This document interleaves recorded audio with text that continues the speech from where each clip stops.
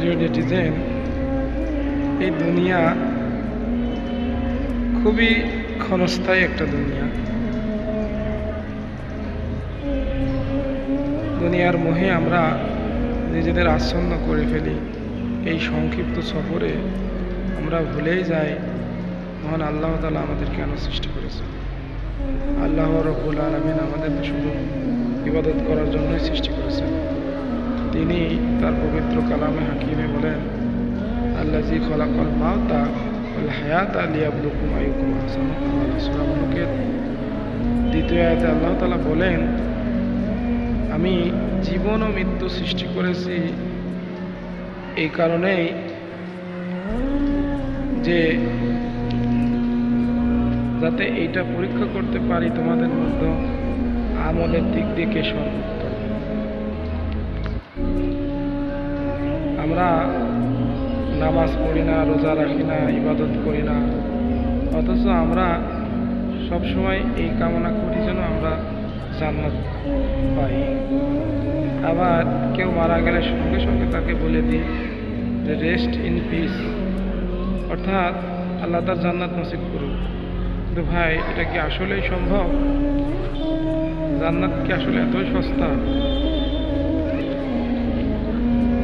আল্লাহ তাআলা সেই সমস্ত লোকদের জন্য জান্নাত তৈরি করে রেখেছেন যারা দুনিয়াকে প্রাধান্য না দিয়ে পরকালকে প্রাধান্য দিয়েছে, যারা তাদের আমলের বিনিময়ে জান্নাতকে ক্রয় করে নিয়েছে। দুনিয়া থেকে এই জান্নাত যারা ক্রয় করতে পারবে তারাই কেবল জান্নাতে ঢুকতে পারবে, অন্যথায় জান্নাতের সুগন্ধ পাবে না। তাই আল্লাহ রাব্বুল আলামিন এই ক্ষণস্থায়ী দুনিয়াতে আমাদের পাঠিয়েছেন, যে কারণে আমরা সেই কাজটা সঠিকভাবে করার চেষ্টা করব। আল্লাহ তাআলা তার উন্নত আয়াতে বলেন, ওয়া খালাকতুল জিন্না ওয়াল ইনসা ইল্লা লিয়াবুদুন।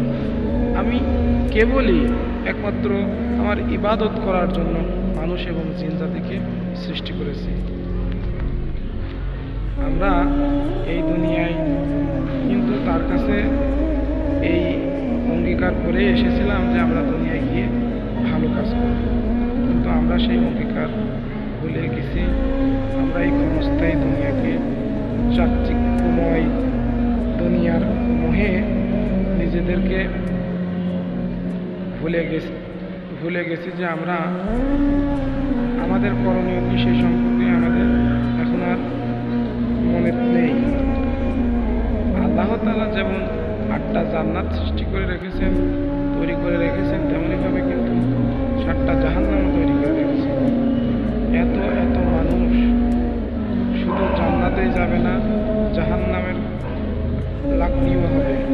তাই প্রিয় নেটিজেন, আমরা ডিসাইড করব আমরা জান্নাতে যাব না শুধু জাহান্নামের খড়ি হব।